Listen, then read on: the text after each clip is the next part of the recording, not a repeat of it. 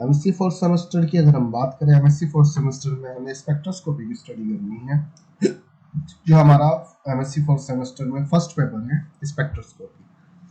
तो स्पेक्ट्रोस्कोपी में कुछ यूनिट दिए गए हैं, जिसमें सबसे पहली फर्स्ट यूनिट आती है मास स्पेक्ट्रोमेट्री। मास स्पेक्ट्रोमेट्री के बाद यूनिट सेकंड दूसरी है, यूनिट थर्ड आती है इलेक्ट्रॉन स्पिन रेजोनेंस स्पेक्ट्रोस्कोपी। फिर उसके बाद यूनिट फोर्थ जाती है मेसोबर स्पेक्ट्रोस्कोपी आती है।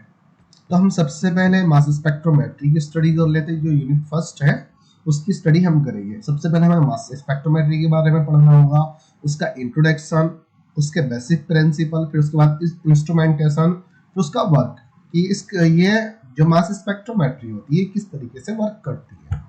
फिर उसके बाद जो हमारा सेकंड टॉपिक होगा इसमें measurement technique of mass spectrometry, कि जो मास स्पेक्ट्रोमेट्री की जो टेक्निक होती है जिसके द्वारा मेजरमेंट किया जाता है। मास का मतलब क्या है? चार्ज का मास तथा चार्ज का मास तथा चार्ज का मास तथा चार्ज को मेजर डिटरमाइन करना होता है, इसको मेजर करना होता है। उसको मेजर करने के लिए कुछ टेक्निक दी गई है, जिसमें इलेक्ट्रिकल आयनाइजेशन होता है, केमिकल आयनाइजेशन होता है, फिर उसके बाद एफडी आता है एंड एफएबी आता है, फिर molecular base and molecular ion आ जाता है। फिर उसके बाद मास स्पेक्ट्रोमेट्री के बेस पर जो ऑर्गेनिक मॉलिक्यूल्स होते हैं उनके हमें मास को डिटरमाइन करना होता है।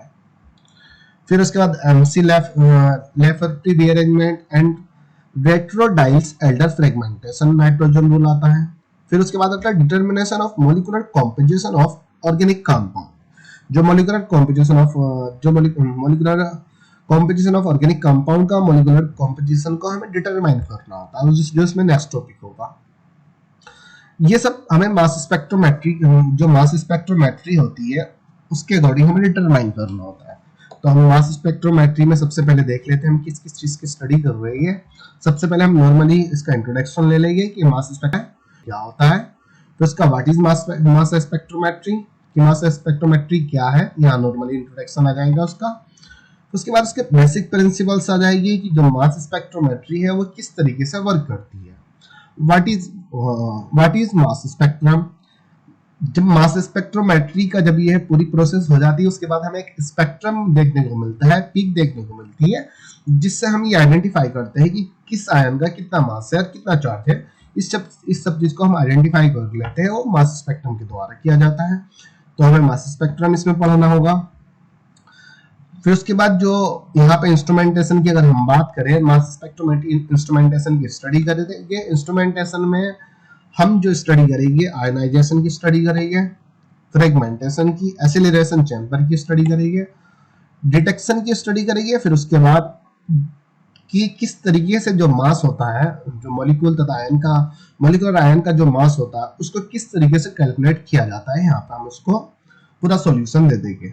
यहाँ पे इसका डायग्राम आ जाएगा। टाइप ऑफ मास एनालाइजर की स्टडी इसी टॉपिक में करेंगे हम। मास स्पेक्ट्रम ये यहाँ पर आ जाएगा।